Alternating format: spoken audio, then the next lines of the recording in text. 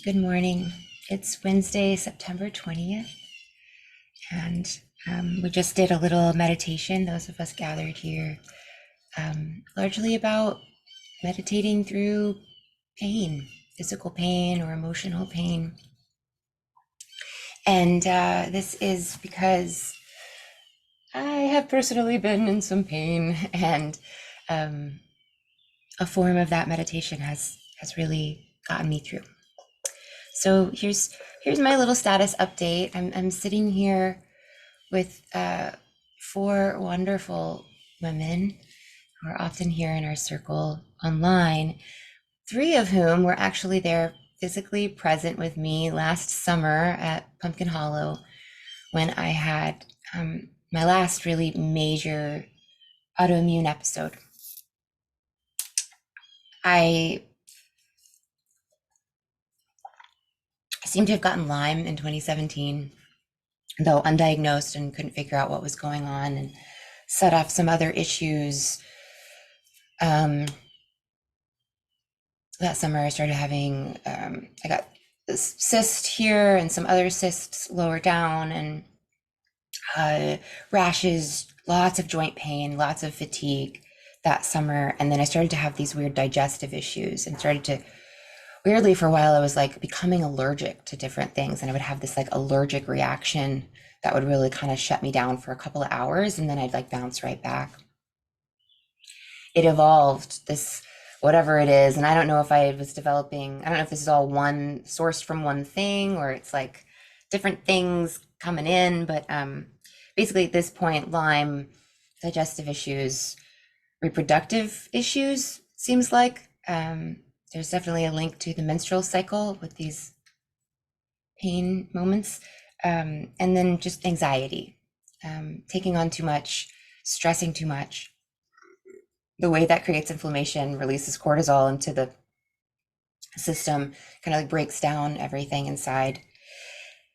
All to say, um, last summer at Pumpkin Hollow, I had the worst episode that I've had. I got reinfected with Lyme while I was there, and it was that perfect little moment right before my menstrual cycle starts, where I've learned that it's a danger moment. If things are really off at that time, it could spiral me into an episode. And unlike in that first summer of 2017, or it'd be a couple of hours of me being like, whoa, burning and nausea, and I can't get out of bed. At this point, I'd had some episodes that had lasted longer, starting to get up into like 6 hours, 12 hours. So at Pumpkin Hollow, I had the worst episode I had ever had, ended up going to the hospital. And this is just me basically coming completely overwhelmed with abdominal pain and nausea, not being able to keep anything down, getting super dehydrated. After that, and thanks to, Betsy, Judy, and Pam were there and really supported me. And I bounced back. I was very sick at like 2 a.m. on Friday night, and I was teaching at 7 p.m. or whatever it was, 8 p.m. or something on Saturday night. Miraculous. Part of that, I think, is the healing power of Pumpkin Hollow and my community. Okay, so then, of course, I see lots of doctors, do lots of tests, do all that, and I get prescribed a few different medications, each one kind of addressing a different aspect of these episodes. And some of them are daily, some of them are take it if you start to have an episode. And I managed to not have one until last Tuesday night. And you don't need me to go into all the ways that life gets stressful and all the ways that I tend to take on too much. But between my full-time job, which is really more than a 40-hour-a-week job, and the shows that I've been cast in and doing lately, people have been, especially people close to me, have been really seeking my teaching. I've been teaching a lot of privates, and a lot of them for trade or just for love, for family members.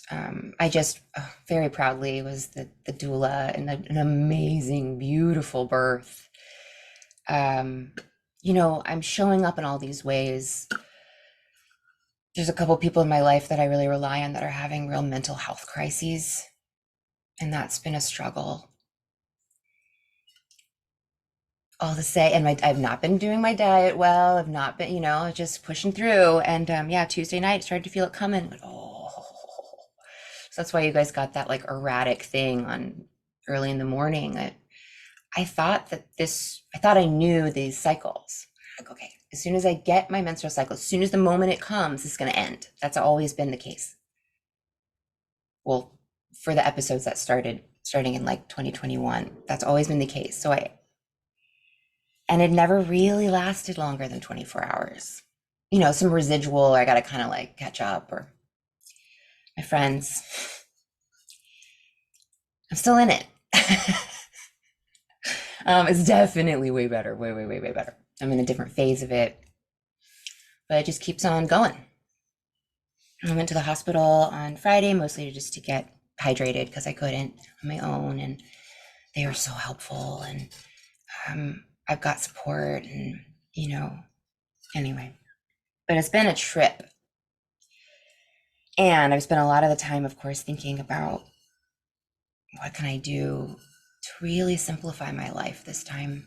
You know, once I come out the other side and have the energy to do that. It takes energy to simplify your life. Cleaning takes energy, but I'm working on that. Here's my takeaway, and then I'll pass the mic from this time. I've made peace with everything my life has been so far. And I've really, I think, it seems, I've made peace with the concept that I may not live another day. You know, in those moments of really, really intense pain, and like it was hell. You know, the first 3 days, it just was relentless. And you know, you get to this place where you're like, death. I'm so sorry. I don't mean to sound morbid, but it's like there are worse things than death, right? Torture, suffering, just endless pain, physical pain. It's so brutal. And coming to this place where I realize that so much of why I create this like overly full life is because I'm trying to prove something to me, to myself. And if I just get that thing, and you know, I'm pretty obsessed these last few years with finding a partner, you know, getting pregnant, like doing family, you know, catching up on all this stuff that I screwed up or whatever. And, you know, and then kind of just putting all that energy into like career stuff and like way overworking. And I got to this place where I was like, okay, you know, I'm supposed to be in a show, and I may not be able to do it. I'm supposed to be in a show right now and be rehearsing for it. And I haven't been able to go to rehearsals, but, you know, I was like, if I don't get to do this role, am I okay with that? Yes. If the last role that I ever did was the last one that I did, okay. And I got to this place where it ended up being a kind of meditation on Erin and her life, and just kind of looking back and going, I feel good about that. I feel good about the person that she's been. Obviously, I don't plan on passing away anytime soon, but I want to simplify my life so that if it were to happen, you know, it's like this is all that Erin is and has and cares about, and she's satisfied with that. And I feel like all of that ambition and reaching has caused the illness. And I feel like the illness is my teacher, teaching me how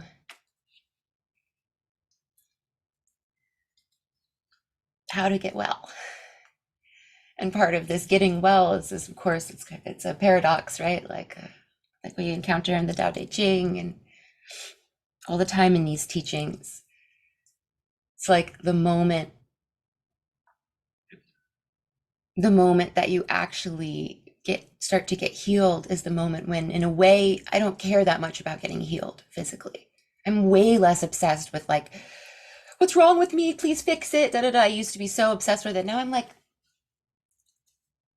let's try not to live in pain. I don't really need to know the name of, like, I really just, let's be reasonable here and live a lifestyle that doesn't cause you all this pain. That's it. That's my share. Thank you so much for listening.